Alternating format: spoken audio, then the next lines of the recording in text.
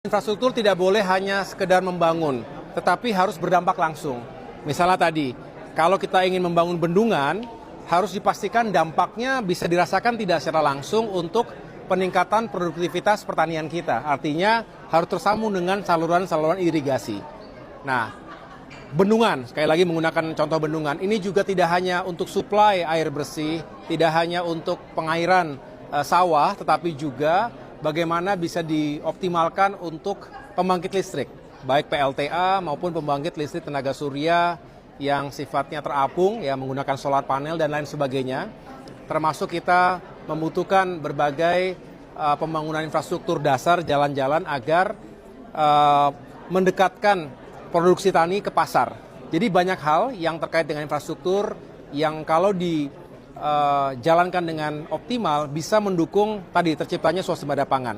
Food estate adalah salah satu bagian dari upaya membangun atau menghadirkan swasembada pangan. Tetapi harus dikelola dengan sebaik mungkin dan terintegrasi dengan baik.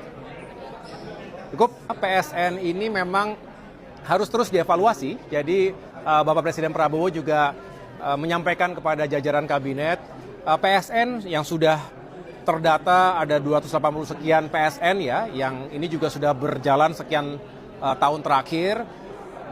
Tidak hanya tentu terkait dengan infrastruktur, karena ini berkaitan dengan ekonomi, berkaitan dengan berbagai elemen mengapa sebuah proyek dikatakan sebagai PSN. Nah, disinilah Bapak Presiden berharap kita review dengan baik, kita evaluasi dengan baik bersama-sama.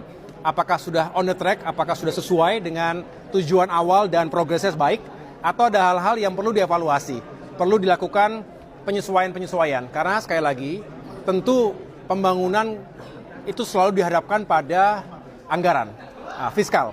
Nah, kita tahu bahwa semangat untuk pembangunan yang tepat sasaran ini juga konsekuensinya pada penentuan prioritas, dihadapkan pada keterbatasan anggaran. Namun, ini juga menjadi pelecut bagi kami untuk mencari sumber-sumber pendanaan pembangunan infrastruktur yang juga kredibel dan yang kreatif, yang inovatif. Tidak hanya bergantung pada APBN. Kita harus mencari investasi. Investasi datang dari dalam dan luar negeri yang sekali lagi bisa membantu pemerintah melalui skema-skema yang baik, ya, kerjasama yang baik, agar bisa melanjutkan pembangunan infrastruktur, termasuk infrastruktur yang tadi diharapkan bisa memberikan dampak langsung pada pertumbuhan ekonomi yang tinggi.